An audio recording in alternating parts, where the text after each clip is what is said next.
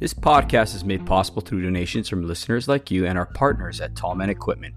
LineMan Equipment prides itself in having more lineman tools in stock than anyone else. And now, when you're shopping online at LineManEquipment.com, look for the truck logo that says Fast Ship on hundreds of items on their website. That logo means that item is in stock and ready to ship the same day in most cases. When it comes to getting the tools and equipment linemen need, trust Tallman. Line 11 Clothing Company, making apparel for our first responders with a positive message to patriots that you can be proud of. The proceeds of the cost goes to helping our foundation ignite the fire for father engagement. Give them a follow at Line 11 Clothing on Instagram. And finally, Monzingo Knives. Each knife is created with craftsmanship that only a tradesman could provide. Find them on Instagram at Monzingo Knives and get your American-made Monzingo knife today.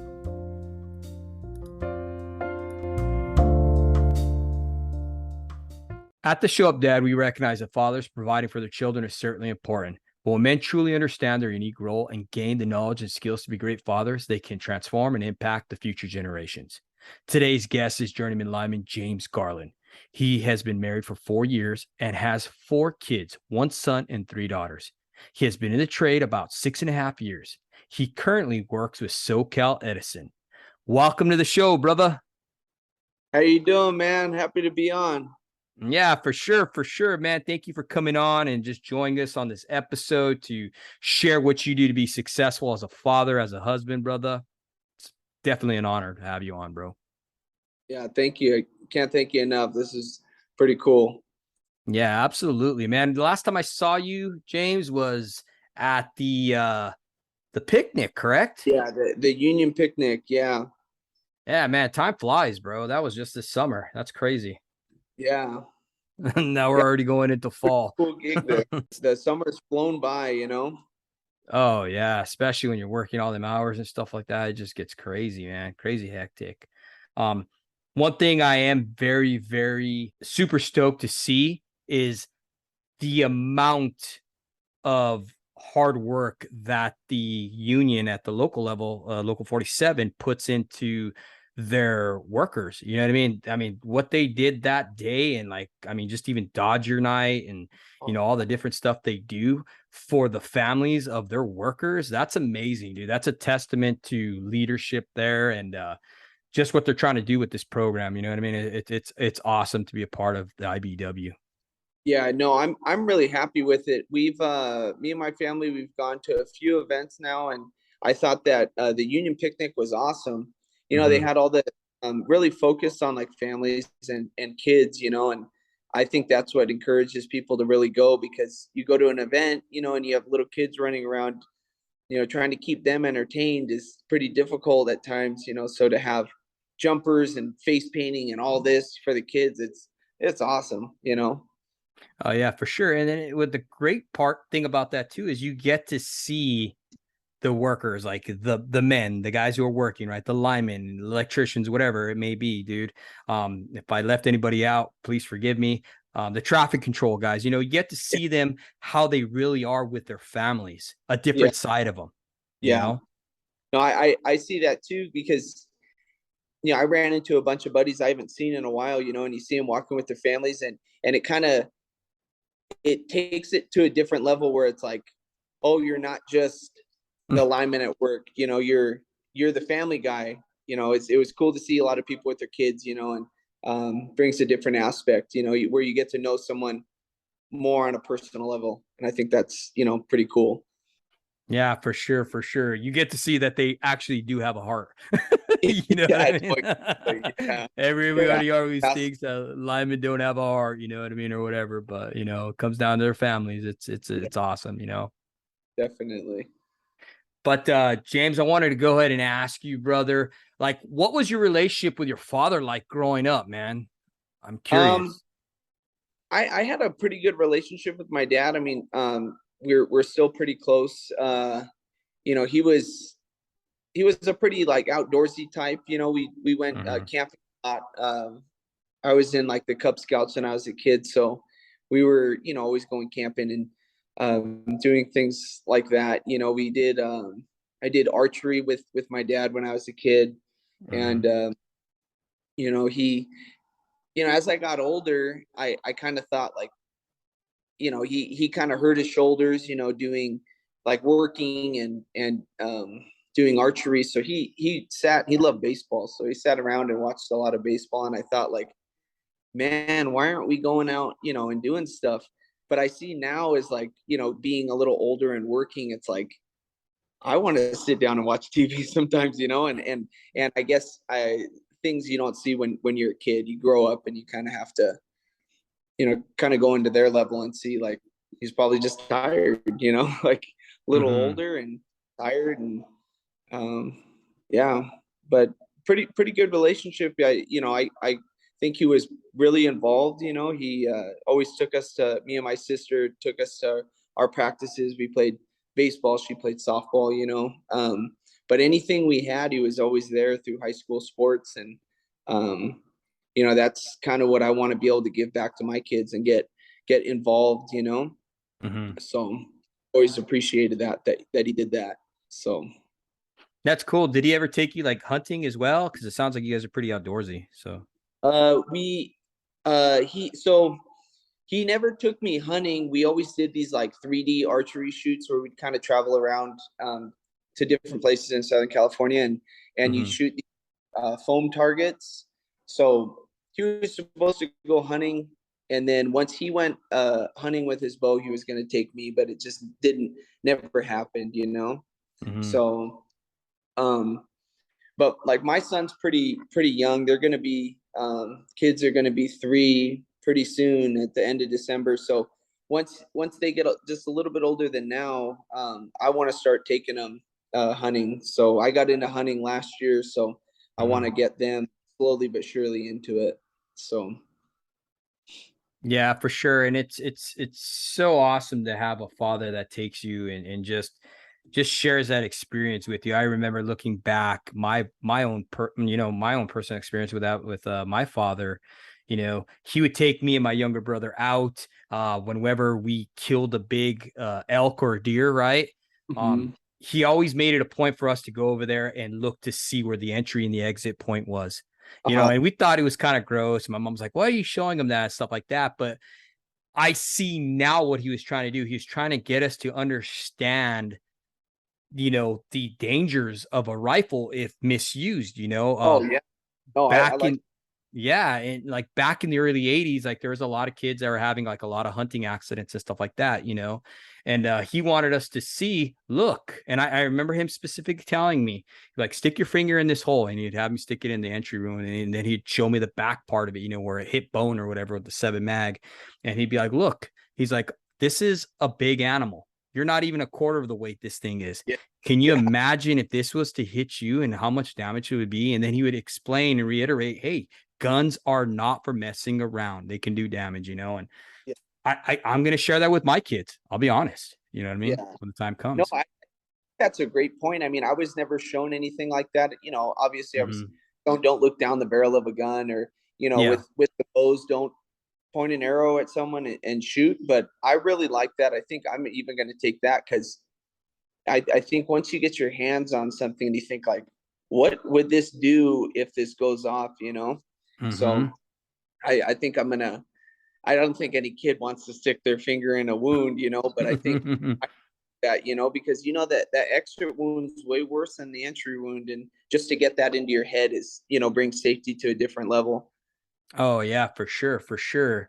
Now, it sounds like you guys are pretty close going up, and stuff like that. How is your relationship now with him? Do you guys talk every day, or what I mean? You guys still do Um, stuff, or? so when I graduated high school, Mm-hmm. about a week after I graduated high school, my dad had a longtime girlfriend because my parents were divorced. So he moved to Northern California. He lived up there until about 3 years ago, and him and his girlfriend moved to Tucson, Arizona. So Mm-hmm. I don't get to see him all that much. When I was younger, in like my early 20s, I'd go up there for a week or two around Christmas. But now with once I met my wife and um, we had all of our kids and stuff, it made it a lot harder to get over there. So and then the whole COVID thing didn't really help. So we have some stuff planned this year to get together. I talk to him, you know, fairly often, not as much as I used to, but Yeah. still a good relationship, you know, catch up as much as we can. So, Heck yeah, that's awesome to hear, brother. Now, I noticed you mentioned that they were divorced, bro. Um, Now, at our foundation, we always stress how important it is to be a good role model to our kids, with your wife and showing them how to treat a lady and stuff like that, vice versa, and how a mother should treat her husband or a wife should treat her husband, and whatever. yeah. Um, how is your mother and father's interaction with each other, if you don't mind me asking? Do you Um, remember? when I was younger, I mean, I felt like um, they always kept it pretty neutral, you know. I mean, we never, after they got divorced, we never really saw them argue or anything. So Mhm. that was nice. But as we got older and stuff, you know, they I would say they're more cordial now than they were when me and my wife got married. They were both at the wedding, you know, and Mhm. you know, they're you know, I don't know if they were excited to see each other, but um you know, they talked for a little bit, you know, and Mhm. that was nice to see, at least from my part. You know, I don't think any kid wants to see their parents going at it, you know, especially on a day like, you know, like your wedding day. That's the last thing you want to see. But um they've always kept it pretty good for, you know, for the family, you know. So Mhm. That's good to hear because I mean, I know for so many people out there, that's a hard thing to do. It takes a lot of self-control to be able to pull yourself together and not get triggered and not give into those moments of anger and stuff like that. You know what I mean? yeah. Those emotions. Um, it's detrimental for the kids. It Oh, truly is, dude. a You hundred know? percent.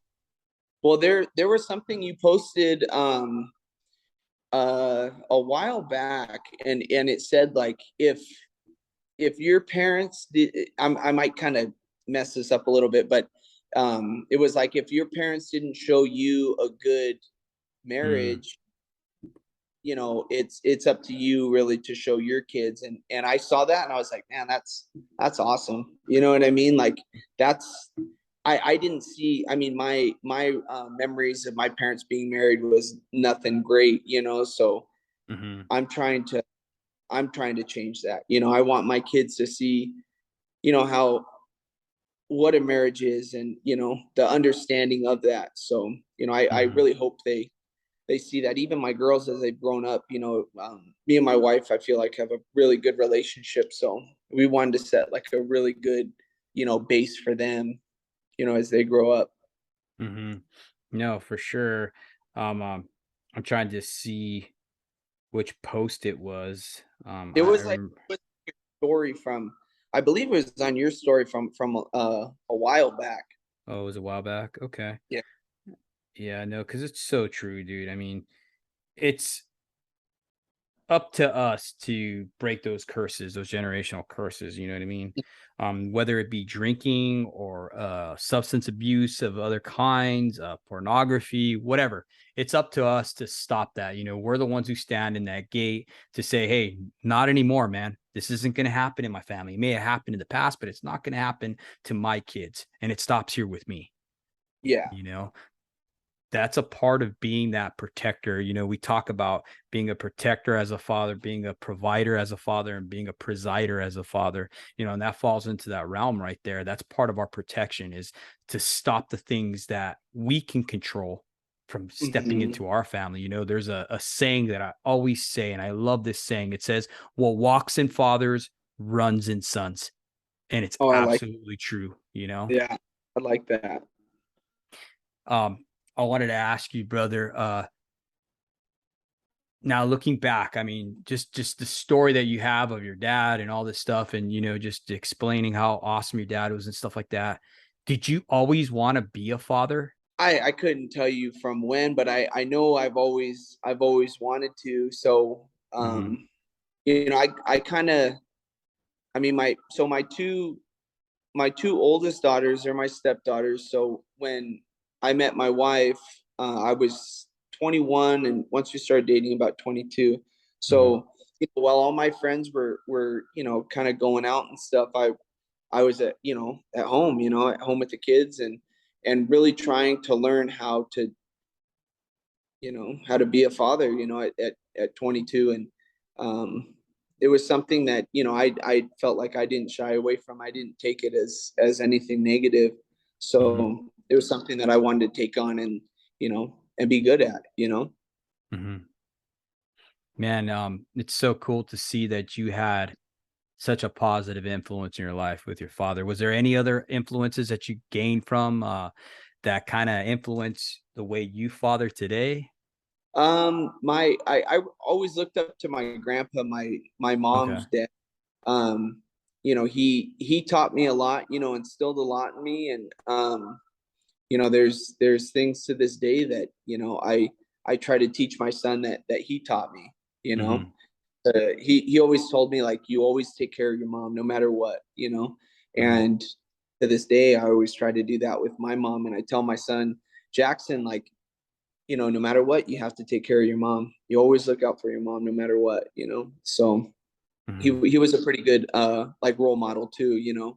Anything Yeah. I felt my dad might have missed, he kind of was there for that. Hmm. Heck yeah. That was your father's dad, right? My Or mother's dad. mother's dad. Okay. Did you ever know your father's dad at all? No, he passed away when my dad was in his early 20s, so I Hmm. never. Oh wow, man, that's crazy. Do you think that had an well, obviously it had a big impact on your father, but did you ever hear your father ever talk about him or anything like that? Or I heard little bits, but hmm. my dad never really talked about him too much. Said he was a good guy, Hmm. and that was really about it. I always felt like there were certain things that I felt like I don't want to ask. Even though I'm curious, it was like I never knew what that wound was like. You know what I mean? So I Hmm. never really asked those questions. Hmm. Hmm. So so you felt like there was a wound, or you felt like there was a wound, like Yeah, maybe there. I kind of felt like maybe there is a wound, and hmm. never really wanted to bring it up. Yeah, But yeah. It's crazy how you can kind of sense that, you know what I mean? Like when it's sensitive or whatever, you know. Mhm, I know for my dad, I was always curious about my grandpa because I never got to meet him, right? He died mhm. when I was born. And he always wanted to see me because I was named after his dad. Okay. Because Okay, I'm the third. And he always was talking about how he wanted to meet me and stuff like that. And he never got a chance to. He died of emphysema in an old age home, right? And my father, when I'd ask him about my grandpa, it was very like short, you know what I uh, mean? He didn't really say too much about it, you know, and I started digging and being real inquisitive as a young boy, you know, and I started talking to my grandma about it, and she started telling me how he was a pretty strict man. He was, you know, mhm, pretty mean and stuff like that, you know. So being able to see that helped me to better understand why my father was a certain way with us and how strict he uh, was, you know what I mean? Because he grew up a certain way, which is very hard, you know. mhm. And as fathers, what do? We don't have a blueprint, right? So we fall back to what we were showed or taught, right? Yeah, And you know, so I saw that my dad did certain things because he was taught a certain way, you know what I mean? And yeah, I was able to empathize with that and be like, okay, you know, my dad, you know, obviously, you know, he learned this from his father or whatever, you know, and I don't fault him anymore for the way he sometimes treated us, you know what I mean? Especially when yeah, you're stressed or whatever, you know, and you know, you're trying to provide for your family and stuff like that, you know, and then all of a sudden now you're treating your wife or your kids a certain way, you know, I get it. I see it. You're not saying that it's right, but I could empathize with him is what I'm trying to say, you know? yeah. No, I understand where you're coming from on that. My dad was even though he was a great guy, he had his angry side. He never abused us, but he would. You knew when he yelled, that was you were terrified. So Mm-hmm. Um, the thing that I get from that is like, even though he yelled, and I kind of understand it now from being a father, is I never got a sorry from, from him. So if I raise my voice to my kids, or if I could tell that, I did something that I shouldn't have, I'm really quick to like bring them over and like, sit Mm. them on my lap or hold their hands and say like, hey, I made a mistake, I'm sorry. So that it's little things that I remember from my childhood that I really try to, um I guess, to stop, you know what I mean? Because Mm-hmm. everyone, you know, sometimes you lose your temper, and I really try to do my best, because I always think like, uh I don't want to do that, I don't want to be that person, and Mm-hmm. I understand it's just, but I try, it's hard, but I do try my best. Mm-hmm. Man, I wanted to read this quote that I wrote today. And it says, young children are not cognitively capable of sorting out the complexities of your bad days, unresolved trauma, right? Or ancestral patterns. Hmm. They see your emotions and behaviors simply as a real-time reflection of how you feel about them. That's And good. that's so true, dude, because say, for instance, you come home, you just worked a 24 and 8 or whatever, right? Yeah. You're tired, you're exhausted, you have reached your level, right? Hmm. Your kid wants your attention because he hasn't seen you. Yeah. Now you're yelling at him. They don't understand that daddy's tired. All they Yeah. know is they kids will internalize that and be like, man, there's something wrong with me. Daddy doesn't want Yeah. to play with me. I Yeah. did something, and it's so important to understand that, Yeah. That's a that, really good point. That's a really, really good point. and it's hard, like you said, it is hard, I think the more you become aware of that and keep that in the forefront of your head, the more you're going to be able to start making those subtle changes, those little victories, right? Yeah.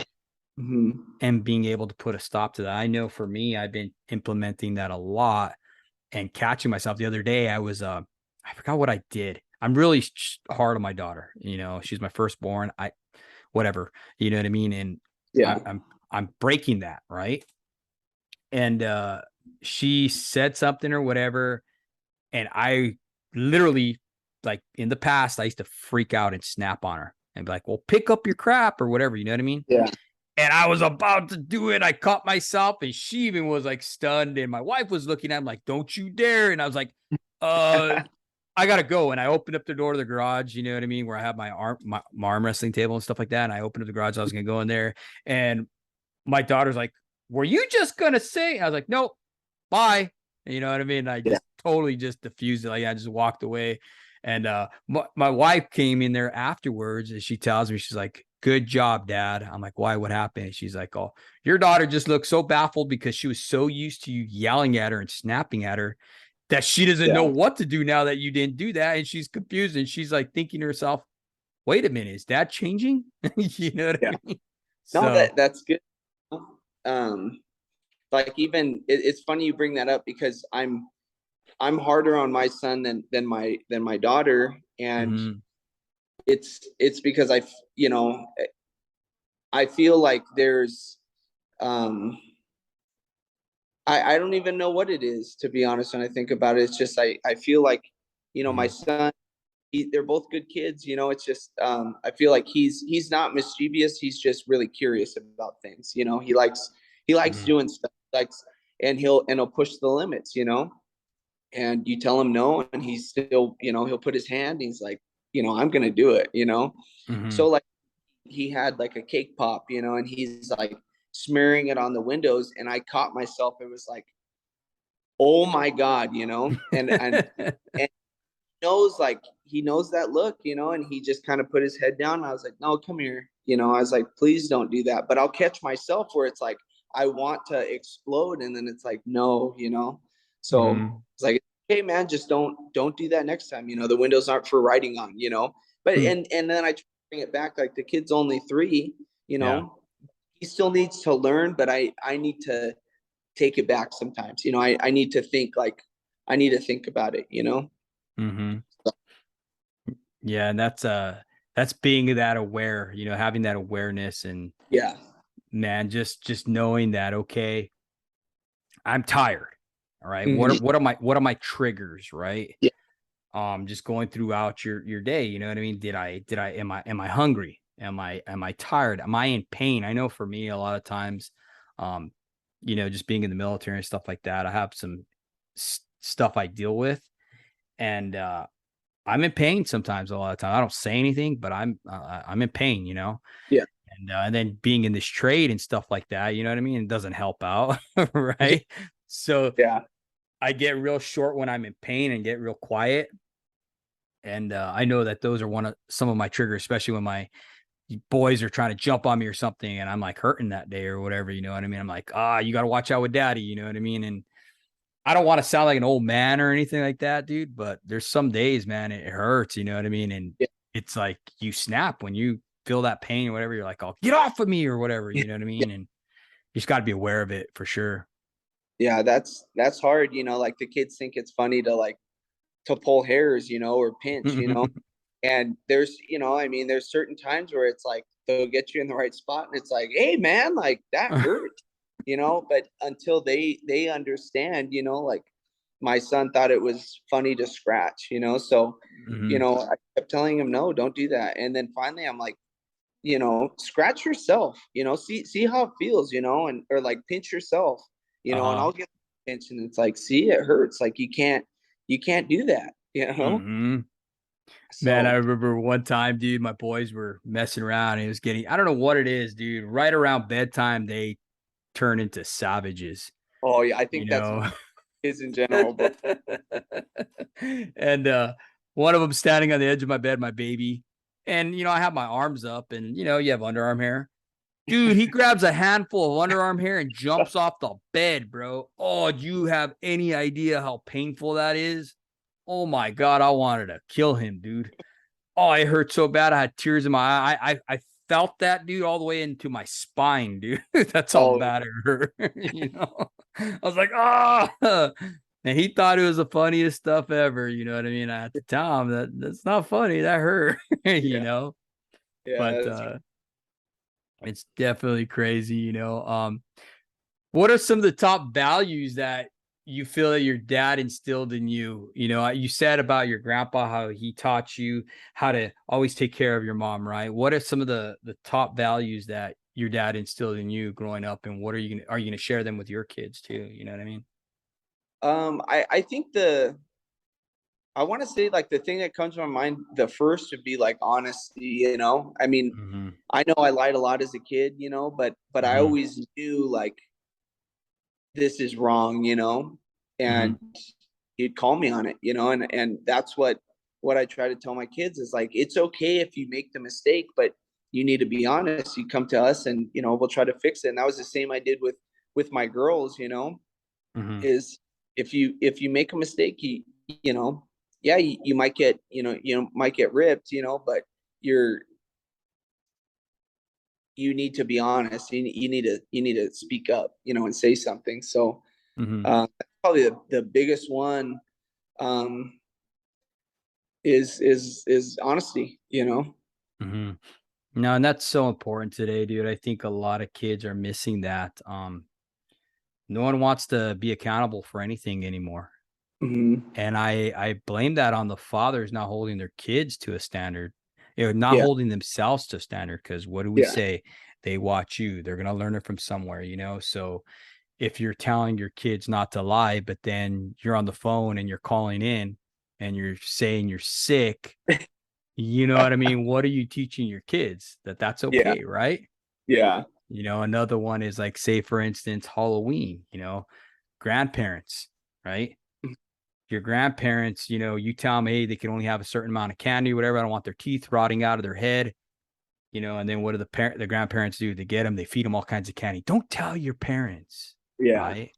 And, as harmless as that seems, you're teaching them to keep secrets. yeah, And later on in life, that could be a bad thing, especially when it comes down to, if, Lord forbid they get into some bad stuff, you Yeah. know? Well, I So, read another quote too that it said, no safe adult will tell you to keep a secret, and that's mhm, something I try to tell my kids, because obviously as a protector you don't want anything to happen to your kids. So mhm. um I'll tell them, trying to bring it up in a nice way early on is like, you know um these are, it's this is your body, that these are your parts, and no one's supposed to do that, and you can't, they shouldn't be telling you to keep a secret, that if something happens you need to tell us, because that's one of my biggest fears as a parent, Mhm. is something like that happening to my kids. Man, So and just kind of just touching base on that, it's crazy because I read statistics. I had a past guest on here talk about it was our Darkness to Light episode. If you haven't heard it, check it out. It's about child predators. And one of the things he talked about is he said that 1 in 3 children will be sexually abused. Those mhm. freaking stats are staggering, dude. Yeah. And the stuff that really caught me and opened my eyes to it is he said that predators groom the parents first, and that's why there's so many people that say that their child was abused or whatever by someone they knew. It's because that person grooms the parents. They get access to your children through you.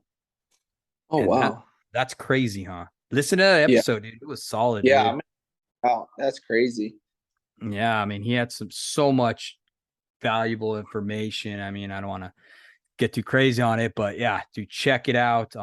Especially for, fathers out there who live in trailer parks and stuff like that, as far as, like just being a tramp lineman and stuff like that. You have your line family around you. I don't trust nobody. And that's Yeah. just the way I've always been. I don't bring people to my house. I don't, you know what I'm saying? Cause you never know. Yeah. All it takes is a split second, dude. Yeah. You know? And that's how I feel too, is like, it sounds bad. I just, Hmm.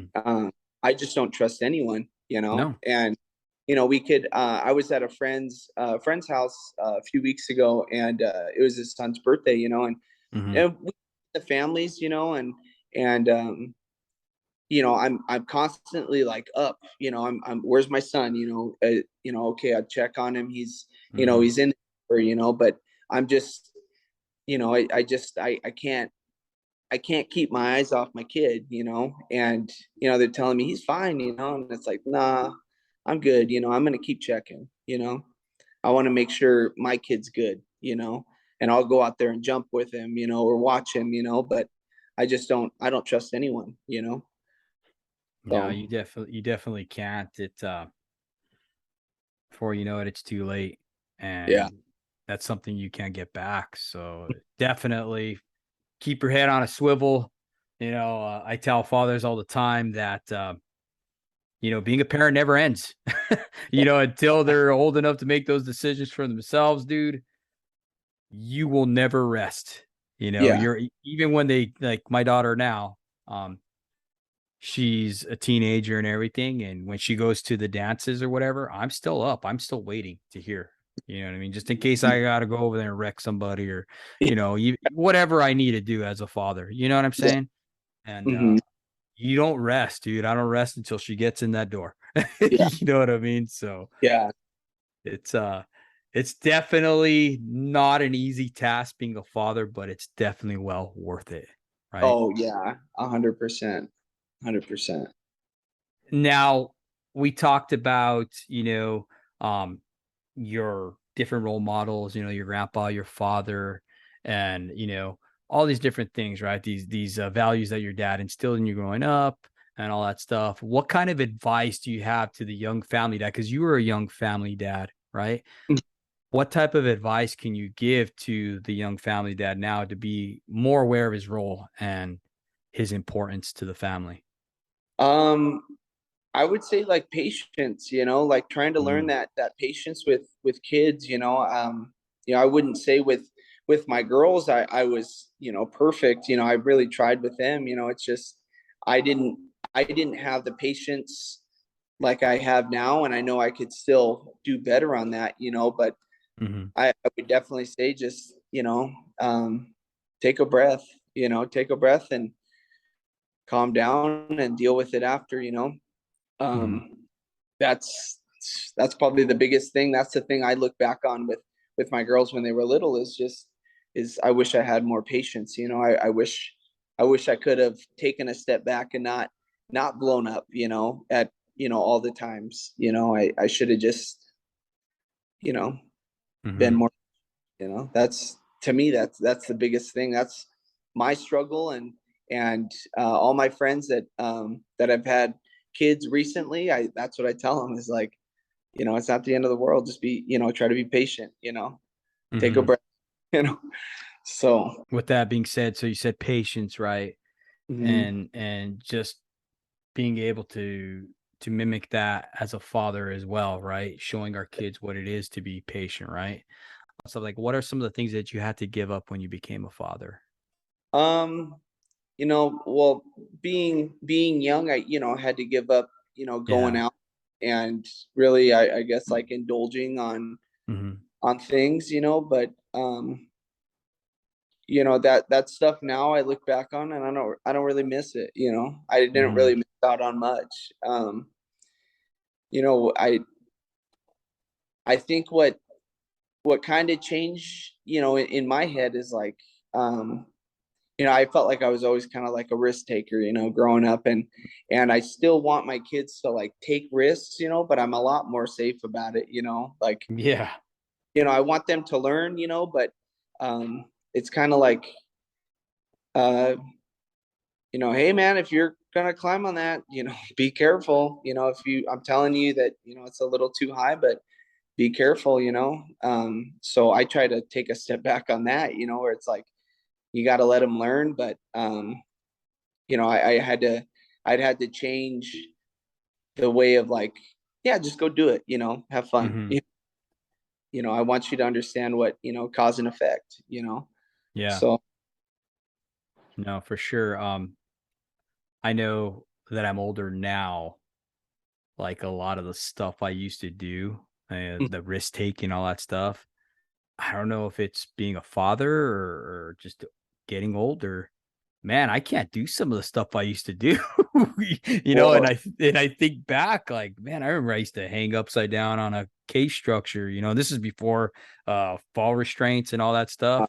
We would be up there on the upside down off the static bar on a case structure, 105 feet up in the air, hanging upside down. You know what I mean? Just yeah. messing around and stuff. And I think about it now. I'm like, I don't want to do that. I have no desire to do that. I Well, don't there's, know. you know, um, I remember when right before I had my kids, I'd have my harness on in the bucket, and Hmm. sometimes you clip in, sometimes you don't, and as Hmm. stupid as that is, I remember when I had my kids, it was like that's my promise to them. Like, Hmm. I'm clipped in, and some people are like, why, and it's like that's my promise to my kids. That's the least I could do right now, and my wife, um whenever I get like a new hobby, like, I bought a Harley like 2 years ago or something, and Yeah. she was great, add it to the list, and um, but like she's already like, you have this dangerous job and you're doing all this. So it's like, I know I'm gonna be rubber gloving, and the least I could do right now is clip in. I could clip in my harness and be, God forbid I fall out, but that's Hmm. the least I could do. And I push that on apprentices when they get to the steps where they're allowed now to go into the bucket to do things. It's like, Hmm. they've asked me too, and it's like, that's, I'm telling you, you should, you should, but that's my promise to my kids, Hmm. because my biggest fear is like, you go to work every day, and your risks, but it's when I take call outs, and my kids are awake, then they Hmm. watch leave, I have a little talk with them, like, no shortcuts. Dad ain't taking shortcuts. And I swear every time I tell this story, I get musty in the eyes, because it's like, Hmm. that's my promise to them is like, I'm not gonna I'm not going to take those stupid risks tonight. You know, I have my promise of coming back, and I made that promise, you know, so extra I got to do, you know, I'm going to do it, you know, because they're now watching me leave, you know, have that obligation of coming back because I chose to take this call out. You know, I have to go to work every day, but I didn't have to take this call out to leave you guys. So that's like certain things that I try to like, no, I'm not going to do that today, you know? Man, I like that you put it in those perspectives or that perspective that you have to work, right? Yeah. But you chose to take that call out. And because you chose to take that call out, guess what? My promise to you guys is that daddy's not going to take no shortcuts. Yeah. Right? I love that, dude. That's freaking awesome. And that's what we want to see, dude. Yeah. Hell yeah. That's badass, dude. Cause I think if more fathers out there would weigh the risks like you did, right, there wouldn't be so many accidents. Yeah. Right. Because I mean, how many times have you heard it? You know, they pay you to put it on, whether it be an extra piece of cover or whatever. You know, and they pay you to put your buck squeeze on, you know, your transfer lanyard, all these different things, you know, you're paid to use it. Why? To keep you safe. Why? So you can fulfill that promise that, hey, I'm gonna come home. Yeah. You Yeah. know? No, I was telling that because I went to the rodeo in Kansas this past weekend, and yeah, I saw that. You know, we're all talking, you know, we're at the hotel bar, you know, and we're all telling stories and stuff. And I told that same thing, like when, you know, that what I told you about taking that call out and leaving the kids, you know, and I'm fighting the back, you know, after a few beers, I'm fighting the tears back, you know, and it's like, if I could tell every single person, just do it, you know, you know, it's too easy to fall into that. And I'm not going to be that one, you know what I mean? So, yeah. No, it is. It's true, man. Cause, you know, there's a saying that goes, how you do anything is how you do everything. Yeah. So if you're taking shortcuts on little things, you're going to take shortcuts on the big things. Yeah. And man, it just doesn't affect you. It affects your spouse. It affects your marriage. It could affect the way you provide for your family. Yeah. You know, I don't know how many stories I've seen where the company does their investigation and they say, okay, this is a willful act. You knew better. And then what? Now the guy's now he can't provide. Yeah. Now he's injured. Now he has all these bills, you know, and then the company fires you, rightfully so. You broke a rule, right? Yeah. And it just doesn't stop there. It goes on. It affects the way your kids, you know, it changes their way of life. I mean, if you start thinking about it like that, dude, it's crazy. You know what I mean? Yeah, no, So definitely. now that we're talking about the trade, brother, I wanted to ask you, this trade is hard on a family, right? Yeah. And I heard it told to me by a good friend of mine who had a serious accident. He said that this trade has the ability to magnify the problems we have not worked on, whether that be your marriage, substance, anger, whatever. It will magnify that, right? 100%.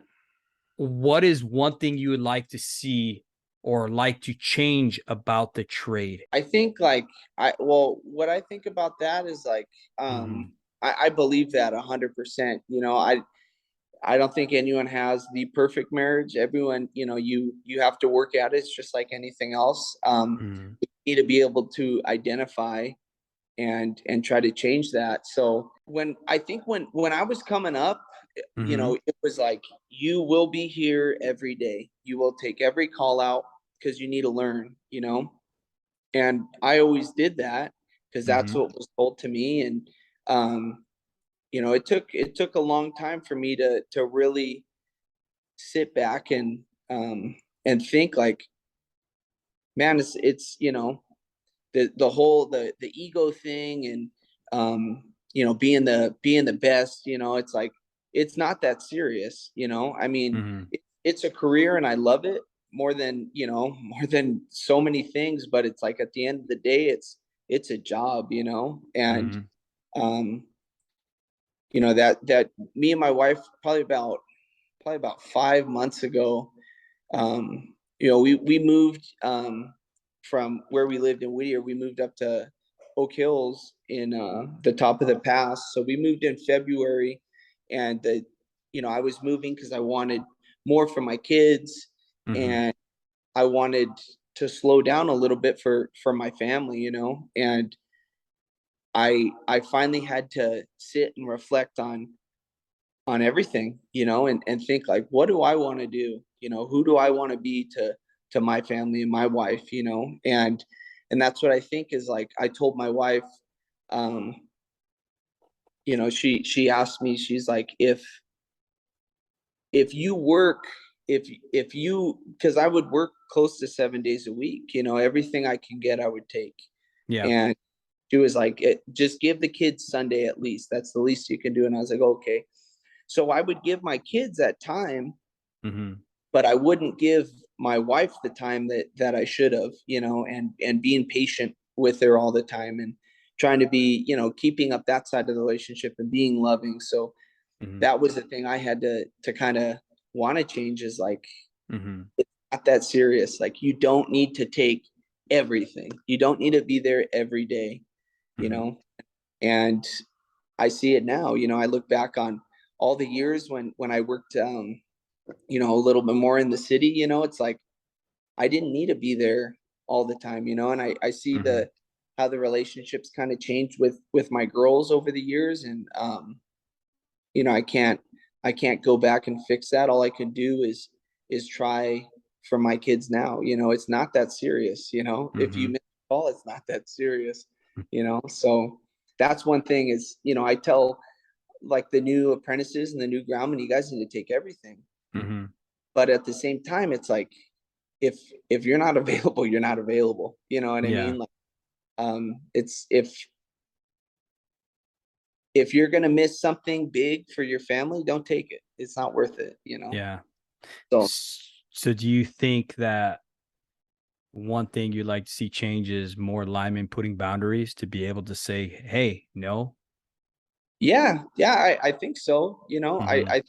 I don't think I don't think that would be a bad thing to change. I mean, Mm-hmm. I see a change in the culture, and I'm not the biggest fan of how it's changing, but Mm-hmm. I feel like in certain cases, certain things that need to be changed. Like Mm-hmm. and me, one of them is like, you don't need to take it all. It's going to be Mm-hmm. there tomorrow, and there's someone else to fill your spot today. So I think that would be kind of good to kind of change a little bit. Yeah, because I've noticed a lot of guys, like a lot of the apprentices that I've had, just going through, by the time they top out, they're burnt out. Like a lot of them are like, I don't even know if I'm even going to go back into the trade after, because they'll take time off after they top out, right? And Yeah, a lot of them like, I don't know what I want to do. I don't know if I want to be a lineman after they spent all that time, dude. And yeah, it's because they've been working, 70, 80 hours, for 4 years straight, whatever, what I mean, whatever it may be. And a lot of them are burned out, and yeah, it's like, I like with one of our senior instructors at the JATC always says, he's like, man, you don't got to take all the call outs, just like you said. yeah, You got to be able to man up. This is a man's trade. Man up and be like, hey, man, I got this weekend. I'm sorry, I can't do it, yeah, or whatever. You know what I mean? And being able to have those clear cut boundaries. yeah. It's important because, like Dr. Stephen Poulter talked about, he said boundaries are like Mount San Antonio, right? Mount Baldy over here. Mm. Okay. The weather changes on that mountain. We see that, some year, we have snow in the winter, and it's hot as hell and dry during the summer, right?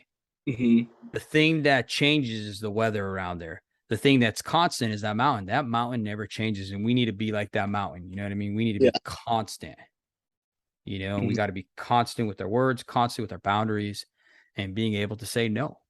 Yeah. No, I really like that. That's Mm-hmm. true. No, for sure. Now, one of the questions I always get, brother, and I want to wrap it up with this, is how are you dealing with your family now? Like when you go home and stuff like that, being present in your family after a long day. What is one thing you do that you can share with our audience?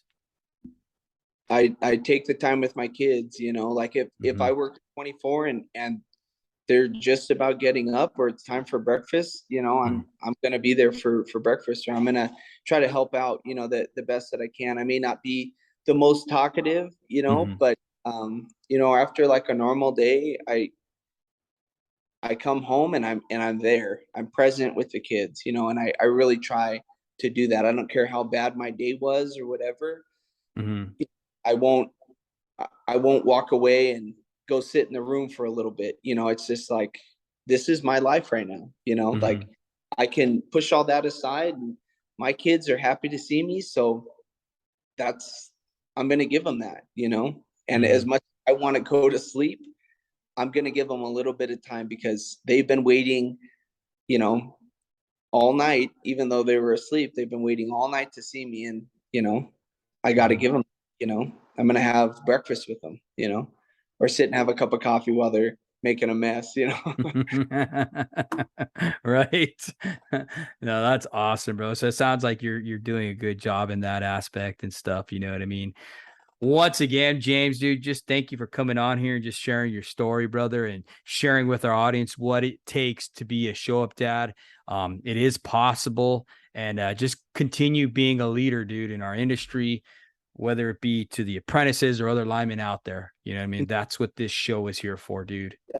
I think this is a great outlet, and that's why I approached you at the union event. It's like when I saw you, I was like, man, I got to talk to him. I love what you do, because it's, you hear all the stories about the linemen that lose their family, and I'm not going to be one. Mm-hmm. I really like what you do. I think it's awesome. you know Well, I appreciate that, James. Once again, thank you for coming on. And how can someone reach out to you, brother, on Instagram or whatever, if they want to reach out and just connect with you and ask you questions or whatever? Do you mind sharing that with our audience? Yeah, I believe my Instagram is it's JS Garland, last name Garland, 13, and I think that's what my name Yep. is on there. Yep. But yeah, I mean, anyone that has questions, I'd love to connect and try to help out anyone, even any apprentices out there that need help with anything. I'm here. That's what I try to give back. For sure, brother. And the world needs more linemen like you, bro. For Okay. sure. Well, once again, James, thank you for coming on our show. Thank you guys for listening. And this podcast is made possible through our listeners and donations from people like you. Tallman Equipment, give you guys a quick shout out. You guys are doing amazing things out there. And we thank you. Have a good night. Thanks for having me on. Absolutely, brother.